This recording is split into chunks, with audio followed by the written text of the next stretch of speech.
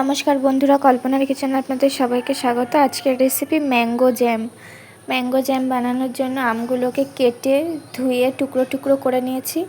এবার কড়াইতে আমগুলো দিয়েছি, দিয়ে 4 বাটি মতো জল দিয়েছি, দিয়ে আমগুলোকে সেদ্ধ করে নিয়েছি। এবার আমগুলোকে নামিয়ে একটা ম্যাশার দিয়ে ম্যাশ করে নিয়েছি। এবার এইভাবে ছাঁকনির সাহায্যে ছেঁকে আমের পাল্পটা নিয়ে নেব।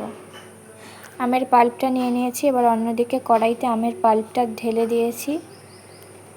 এবার এতে দিচ্ছি হাফ বাটি মতো চিনি। সব কিছু দিয়ে খুব ভালোভাবে মিশিয়ে নেব। এবার এতে সামান্য গ্রিন ফুড কালার দেব,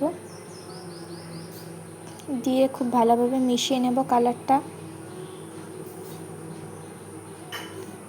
এবার এতে দেব সামান্য বিট লবণ, আর এতে দেব সামান্য লেবুর রস। সব কিছুতে খুব ভালোভাবে মিশিয়ে নেব। এবার জ্যামটা নামিয়ে একটা কাচের বয়ামে ভরে নিচ্ছি।